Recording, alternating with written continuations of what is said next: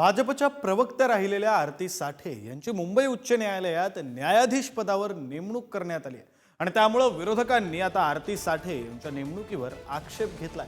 सत्ताधारी पक्षाची प्रवक्ता म्हणून बाजू मांडणाऱ्या व्यक्तीला न्यायाधीश म्हणून नेमणं म्हणजे न्यायपालिकेला राजकीय आखाडा बनवण्याचा प्रकार नाही का, असा सवाल रोहित पवार यांनी उपस्थित केलाय। तर आरती साठे यांनी 6 जानेवारी 2024 रोजी भाजप प्रवक्तेपदाचा राजीनामा दिला असल्याचं भाजपचे माध्यम प्रमुख नवनाथ बन म्हणाले। रोहित पवारांनी केलेली एक पोस्ट नेमकी काय आहे आपण पाहूया। सार्वजनिक व्यासपीठावरून सत्ताधारी पक्षाची बाजू मांडणाऱ्या व्यक्तीची न्यायाधीश म्हणून नेमणूक होणं म्हणजे लोकशाहीवर केलेला सर्वात मोठा आघात आहे।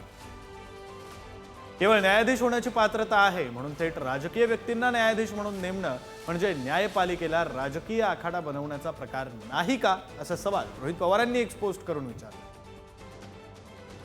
पवार गटाचे आमदार रोहित पवार प्रसिद्धीसाठी वाटेल ते आरोप करायला लागलेत। त्यांनी एक ट्विट केलं की आरती साठे भारतीय जनता पार्टीच्या प्रवक्त्या असताना न्यायाधीश झाल्यात।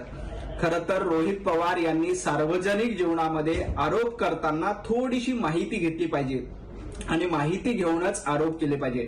खरं तर आरती साठे यांनी 6 जानेवारी 2024 लाच भारतीय जनता पार्टीच्या प्रवक्तेपदाचा राजीनामा दिला, प्राथमिक सदस्य पदाचा देखील राजीनामा दिला। तरीही खोट्या हव्यासापोटी रोहित पवार अशा पद्धतीचे आरोप केलेत।